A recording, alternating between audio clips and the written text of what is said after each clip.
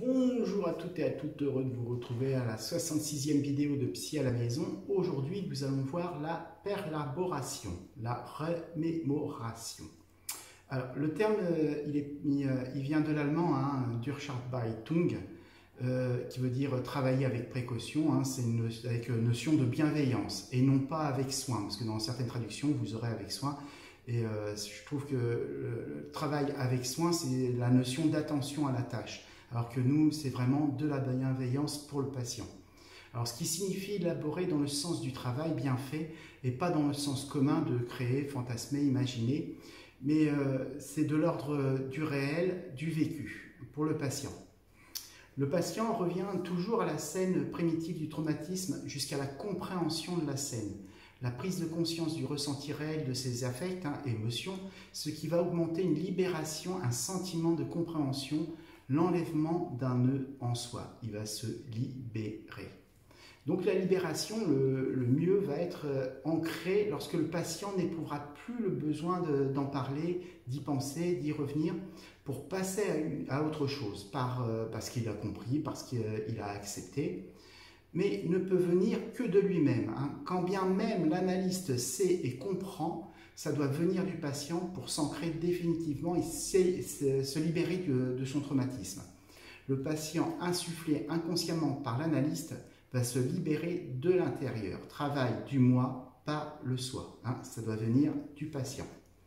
Alors, nous nous souvenons toujours plus facilement du négatif que du positif, car le positif est considéré comme acquis. Il est non douloureux, sans souffrance, et il est bon, donc pas besoin d'y revenir. Alors que ce qui nous fait souffrir est non compris, non accepté, non exprimé, il est douloureux, nous tenaille car nous fait peur, nos défenses nous font dénier, refouler le mal-être, alors qu'au fin fond de nous, nous savons que le traumatisme est présent.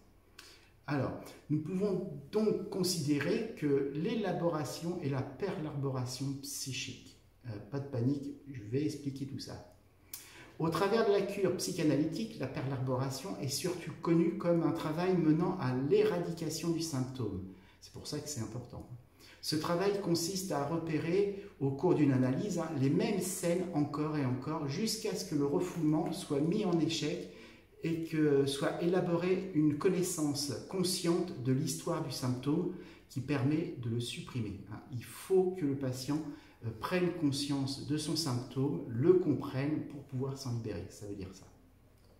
La perlaboration ne vient pas forcément de l'analyste.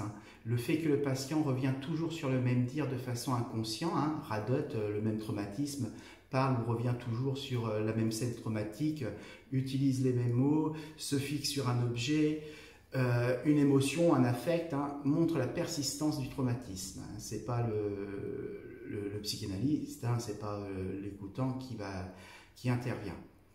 Les défenses psychiques mises en œuvre pour ne pas élaborer, c'est le travail fait sur lui-même par les mécanismes de répétition qui vont finir par faire prendre conscience au patient de son traumatisme initial, le mettre en mots et se libérer avec la bienveillance, la patience, l'écoute et la position neutre de l'analyste.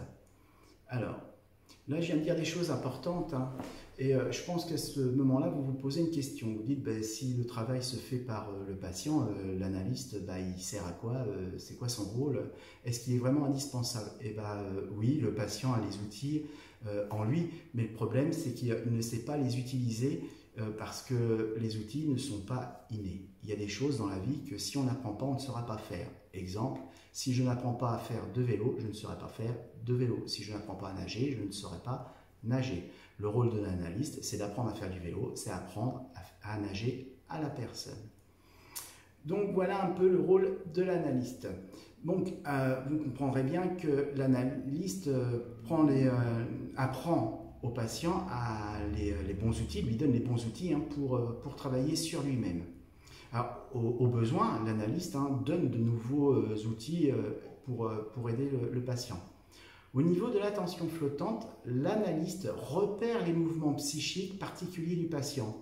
Avec de la reconstruction du passé, l'analyste fait appel à son raisonnement, ses théories, Grâce à l'interprétation des rêves, entre autres, l'analyste propose des interprétations qui peuvent d'ailleurs se révéler fausses, mais aident le patient à lui bien interpréter. Je vais revenir sur ça.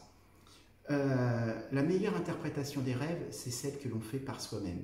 Pourquoi? Parce que les rêves sont très difficiles à interpréter puisque la symbolique appartient à chacun.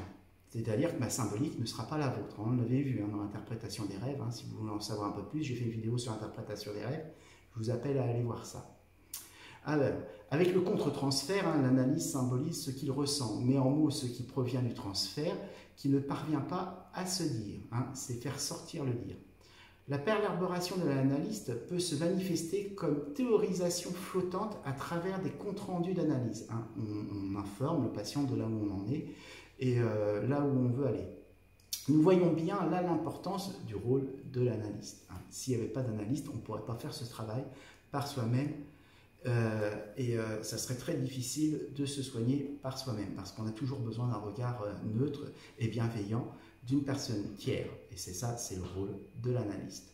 Alors, je vais revenir un petit peu à la définition de perlarboration. C'est Jean Laplanche et Jean-Bertrand Pontalis, sont les créateurs du mot perlarboration. En 1967, donc c'est du siècle dernier, à partir de la traduction de textes psychanalytiques de langue allemande. C'est pour ça qu'au niveau traduction, au niveau sémantique, on peut très bien ne pas être d'accord sur le sens du mot ou l'interprétation du mot et la symbolique du mot. Voilà. Sinon, je peux vous renvoyer sur quelque chose d'intéressant, c'est de Sigmund Freud, c'est la remémorisation, répétition et élaboration en 1914. Dans la technique psychanalytique, c'est la presse universitaire de France, rééditée en 2002, dans les collections Quadridge Grand Texte. Voilà. Donc vous comprenez bien l'importance de la perlarboration. Alors, des fois, vous entendez dire, oui, mon psy, il m'embête, je raconte toujours la même chose. Ben oui, mais ce n'est pas parce que vous racontez toujours la même chose qu'on entend toujours la même chose et que le travail passe par vous. Tant que vous n'avez pas compris, on ne peut pas aller à l'après, d'accord? Voilà, ça veut dire ça. J'espère que vous avez compris un peu ce que c'est que la perlarboration et son importance en psychanalyse. C'est un mot très important puisqu'il permet de soigner, de comprendre et d'aider d'emmener le patient sur le bon chemin du changement et de la réalisation de soi-même.